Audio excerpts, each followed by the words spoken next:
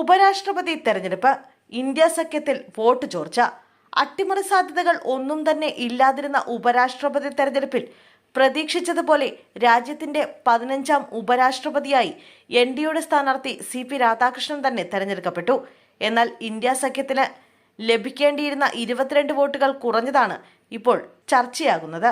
രഹസ്യ ബാലറ്റ് അടിസ്ഥാനത്തിൽ നടന്ന വോട്ടെടുപ്പിൽ പോൾ ചെയ്യപ്പെട്ട 767 വോട്ടിൽ 452 വോട്ട് നേടിയാണ് CP രാധാകൃഷ്ണന്റെ വിജയം. 300 വോട്ടുകൾ മാത്രമാണ് ഇന്ത്യ സഖ്യം സ്ഥാനാർത്ഥി സുദർശൻ റെഡ്ഡിക്ക് നേടാനായത്. 15 വോട്ട് അസാധുവായി. ഉപരാഷ്ട്രപതി പദവിയിൽ 22 വർഷം ബാക്കി നിൽക്കെ ജഗദീപ് ധൻഖർ അപ്രതീക്ഷിതമായി രാജിവെച്ചതാണ് ഉപരാഷ്ട്രപതി തെരഞ്ഞെടുപ്പിന് വഴിയൊരുക്കിയത്. സുപ്രീം കോടതിയിൽ നിന്ന് വിരമിച്ച ജസ്റ്റിസ് B സുദർശൻ റെഡ്ഡിയാണ് ഇന്ത്യ മുന്നണിക്ക് വേണ്ടി മത്സരിച്ചത്. ഇന്ത്യ സഖ്യത്തിൽ വോട്ട് ചോർച്ച ഉണ്ടായി എന്നാണ് സൂചന. കണക്കനുസരിച്ച് ഇന്ത്യ സഖ്യത്തിന് 322 വോട്ടുകളാണ് ലഭിക്കേണ്ടിയിരുന്നത്. എന്നാൽ 22 വോട്ടുകളുടെ കുറവുണ്ടായി. മറുവശത്ത് 423 വോട്ടുകൾ പ്രതീക്ഷിച്ച NDA സഖ്യത്തിന് 452 വോട്ടുകൾ ലഭിക്കുകയും ചെയ്തു. അതായത് പ്രതീക്ഷിക്കാത്ത 29 വോട്ടുകൾ അധികം ലഭിച്ചു. ഇന്ത്യ സഖ്യത്തിന്റെ വോട്ട് ചോർച്ച വരും ദിവസങ്ങളിൽ ചർച്ചയാകാൻ സാധ്യതയുണ്ട്. തമിഴ്നാട്ടിൽ നിന്നുള്ള മുതിർന്ന BJP നേതാവാണ് CP രാധാകൃഷ്ണൻ. തെക്കേ ഇന്ത്യയിൽ നിന്നുള്ള മുതിർന്ന BJP നേതാവായ CP രാധാകൃഷ്ണൻ RSSലൂടെയാണ് രാഷ്ട്രീയത്തിലേക്ക് എത്തിയത്. മഹാരാഷ്ട്ര ഗവർണറായിരുന്നു. ജാർഖണ്ഡ്, തെലങ്കാന ഗവർണർ സ്ഥാനവും വഹിച്ചിട്ടുണ്ട്. 2004 മുതൽ 2007 വരെ BJP തമിഴ്നാട് സംസ്ഥാന അധ്യക്ഷനായിരുന്നു. കേരള BJPയുടെ പ്രഭാരി സ്ഥാനവും വഹിച്ചിട്ടുണ്ട്. 2 തവണ കോയമ്പത്തൂരിൽ നിന്നുള്ള ലോക്സഭ അംഗമായിരുന്നു.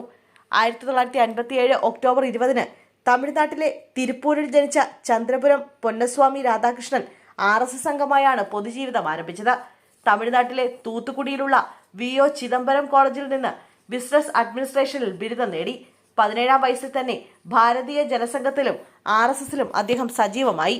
1974 ജനസംഘത്തിന്റെ സംസ്ഥാന എക്സിക്യൂട്ടീവ് കമ്മിറ്റിയിലേക്ക് തെരഞ്ഞെടുക്കപ്പെട്ടതോടെയാണ് അദ്ദേഹത്തിന്റെ ഔദ്യോഗിക രാഷ്ട്രീയ ജീവിതം ആരംഭിക്കുന്നത്. സംസ്ഥാന BJP പ്രസിഡന്റ്, കയർ board chairman, textile standing committee chairman തുടങ്ങി പ്രധാനപ്പെട്ട പദവികൾ അദ്ദേഹം വഹിച്ചു. 1998ലും 99ലും കോയമ്പത്തൂർ ലോക്സഭാ സീറ്റിൽ വലിയ ഭൂരിപക്ഷത്തിലാണ് അദ്ദേഹം വിജയിച്ചത്. കേരളത്തിന്റെ BJP ചുമതലയുള്ള നേതാവാകുന്നതിന് മുമ്പ് തമിഴ്നാട്ടിൽ 93 ദിവസത്തെ രഥയാത്ര നടത്തി ശ്രദ്ധ നേടിയിരുന്നു. 2004 മുതൽ 2007 വരെ തമിഴ്നാട് BJP സംസ്ഥാന അധ്യക്ഷനായും അദ്ദേഹം 2023 ഫെബ്രുവരി മുതൽ 2024 ജൂലൈ വരെ ജാർഖണ്ഡ് ഗവർണറായും സേവനമനുഷ്ഠിച്ചു. 2024 മാർച്ച് മുതൽ ജൂലൈ വരെ തെലങ്കാനയുടെ ഗവർണറായും പുതുച്ചേരിയുടെ ലഫ്റ്റനന്റ് ഗവർണറായും അധിക ചുമതല വഹിച്ചു. 2024 ജൂലൈ 31 മഹാരാഷ്ട്ര ഗവർണറായി അദ്ദേഹം ചുമതലയേറ്റു.